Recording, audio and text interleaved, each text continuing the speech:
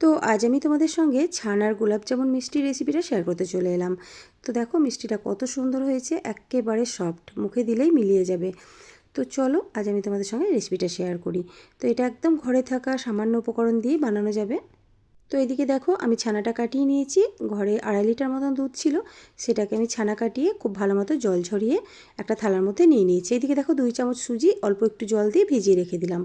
এবার ছানাটার মধ্যে দিয়ে দিলাম 1 চামচ চিনি, দিচ্ছি 2 চামচ ময়দা, আর দিয়ে দেবো কিছুটা গুঁড়ো দুধ। এই যে 10 টাকা দামের একটা প্যাকেট আমি পুরোটাই দিয়ে দিয়েছি। এই গুঁড়ো দুধটা দেওয়ার কারণে এর স্বাদটা কিন্তু অনেক বেশি বেড়ে যায়। এবার এর মধ্যে আমি দিয়েছি দেখো একটা চা চামচের 4 ভাগের 1 ভাগ, মানে একটা ছোট্ট চামচের আমি হাফ চামচ দিয়ে দিলাম বেকিং পাউডার। এটা কিন্তু বেকিং সোডা নয়, বেকিং পাউডার।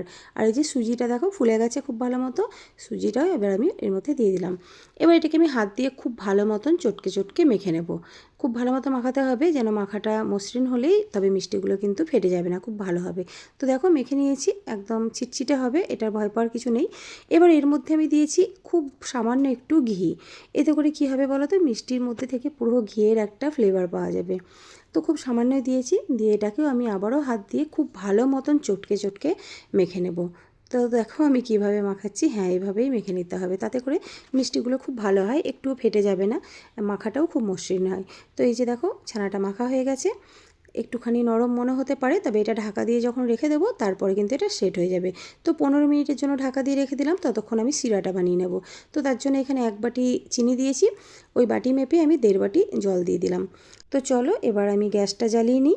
তারপর এই যে বাটিটা বসিয়ে দিলাম, এই শিরাটা এবার ফুটতে থাকুক। দিয়ে দিচ্ছি 2টো ছোটো এলাচ, মুখটা একটু ফাটিয়ে দিয়েছি। তো শিরাটা এবার আমার হতে থাকুক, আমি ততক্ষণে চলো মিষ্টিগুলো বানিয়ে নেব। তো দেখো ছানাটা এতক্ষণে ভালো সেট হয়ে গেছে। তো হাতে একটুখানি ঘি লাগিয়ে নিচ্ছি, তাতে করে মিষ্টিগুলো বানাতে কোনো রকম চিটচিট করবে না। তো এবারে আমি মিষ্টিগুলো বানিয়ে নেব। তো দেখো এতক্ষণে ছানাটা কিন্তু কি সুন্দর সেট হয়ে গেছে, আর একটুও কিন্তু চিটচিট করছে না। তো আমি যেহেতু এক হাতে ফোন ধরে দেখাচ্ছি, তাই তোমাদের দেখাতে পারছি না ঠিকঠাক। তো এই যে এরকমভাবে নিয়ে হাতের মধ্যে চেপে চেপে আমি লম্বা আকারে কিছুটা শেপ দিয়ে বানিয়েছি, আর কয়েকটা গোল গোলভাবে। তো একটু চেপে চেপে বানাতে হবে। তো মিষ্টির পরিমাণ দেখে আমার মনে হচ্ছে শিরাটা একটু কম পড়বে, তার জন্য আমি আরও হাফ বাটি চিনি আর হাফ বাটির থেকে একটু কম জল আমি অ্যাড করে দিয়েছি। তারপর শিরাটা খুব ভালো মতন ফুটিয়ে আমি একটু চিটচিটে একটা শিরা বানিয়ে নিয়েছি। এই যে দেখো 1 তার 2 তারের দরকার নেই, তবে শিরাটা একটু চিটচিটে হবে, তাতে করে গোলাপজামুনগুলো খেতে খুব ভালো লাগে। তো ঢাকা দিয়ে এবার শিরাটা রেখে দিলাম।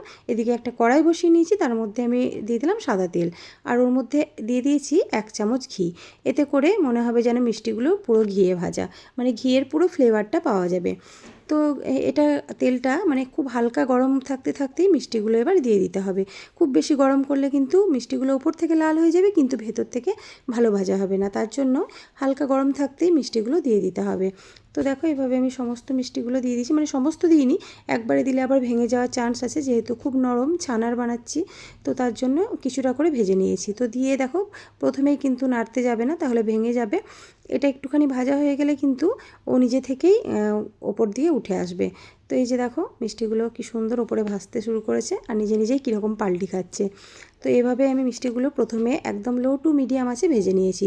তারপর একটু ভালো কালার আসলে তখন আমি গ্যাসের ফ্লেমটা একটু বাড়িয়ে এই যে লাল লাল করে ভেজে নিয়েছি। তো দেখো এই কালারটা আমার মনে হচ্ছে পারফেক্ট। তো এবারে আমি মিষ্টিগুলো তেল থেকে তুলে নিচ্ছি। তো দেখো খুব ভালো মতন তেলটা ঝরিয়ে নিতে হবে। তো এইভাবেই আমি আরও 2-3 বার মিলিয়ে এই মিষ্টিগুলো ভেজে নিয়েছি। যেহেতু এই মিষ্টিটা খুব নরম হয়, তাই একবারে সবগুলো দিয়ে দিলে কিন্তু ভেঙে যাওয়ার চান্স আছে। তো মিষ্টিগুলো দেখো আমি 2-3 ব্যাচে ভেজে নিয়েছি। তো এই যে এগুলোও ভাজা হয়ে গেছে, এবারে যে গোল শেপে বানিয়েছিলাম সেগুলোও আমি দিয়ে দিচ্ছি। তো একইভাবেই কিন্তু বানাতে হবে, মানে তেলের টেম্পারেচার কিন্তু একদম লো থাকবে, তখন মিষ্টিগুলো দিতে হবে। তো তেলটা গরম হয়ে খুব বেশি গরম হয়ে গেছিলো, তখন কিন্তু আমি গ্যাস থেকে নামিয়ে মিষ্টিগুলো ছেড়ে দিয়েছি, তারপর আবার গ্যাসে বসিয়েছি। তো এই যে দেখো এই মিষ্টিগুলো কত সুন্দর ফুলে ডাবল হয়ে গেছে, দেখো কত সুন্দর লাগছে দেখতে। কিন্তু আমি আরেকটু ডিপ মানে কালারটা ডিপ করব। তো এই যে দেখো কত সুন্দর হয়েছে। এবারে আমি মিষ্টিগুলো সব তেল ঝরিয়ে তুলে নিয়েছি। তো চলো এবার শিরায় দিয়ে দেবো। তো শিরাটা আমি আবারও গ্যাসে বসিয়ে দিয়েছি। তো শিরাটা ফুটে গেছে, এই যে এবারে আমি মিষ্টিগুলো দিয়ে দিচ্ছি। তো এরকমভাবে মিষ্টিগুলো সব দিয়ে খুব ভালো মতন একটুখানি নাড়িয়ে নিয়ে এটাকে আমি প্রায় 10 মিনিট মতন ঢাকা দিয়ে ফুটিয়ে নেব। তো মিষ্টিগুলো দেখো খুব ভালো মতন নাড়িয়ে দিয়েছি, এবারে ঢাকা দিয়ে ফুটিয়ে নেব এটাকে। তো এই যে দেখো ফুটিয়ে নিয়েছি। তো মিষ্টিগুলো দেখো ফুলে কীরকম ডাবল হয়ে গেছে, এই যে একেবারে পুরো রস ভর্তি মনে হচ্ছে। দেখো কত ভারী হয়ে গেছে, দেখেই বুঝতে পারছো, তুলতে পারছি না ছোটো চামচ দিয়ে। তো তো এবারে মিষ্টিটা হয়ে গেছে আমার মনে হচ্ছে। এবার আমি গ্যাসটা বন্ধ করে দিয়ে এটাকে ঢাকা দিয়ে ঘন্টাখানেক রেখে দিয়েছি, তারপর আমি এটা পরিবেশন করেছি। যদিও আমি পরের দিন তোমাদের দেখাচ্ছি, তো আমি রাত্রেই নিয়ে সবাইকে খাইয়ে দিয়েছি অলরেডি একটু করে। তো এই যে দেখো মিষ্টিটা কেমন হয়েছে, একেবারে ভেতরটা রসালো আর একদম নরম, মানে মুখে দেওয়া মাত্র মিলিয়ে যাবে। তো আজকে রেসিপিটা তোমাদের কেমন লাগলো অবশ্যই জানিও। ফেসবুক থেকে দেখলে প্লিজ ফলো করে দিও, আর যারা ইউটিউব থেকে দেখছো প্লিজ আমার চ্যানেলটি সাবস্ক্রাইব করে আমার পাশে থাকার অনুরোধ রইল।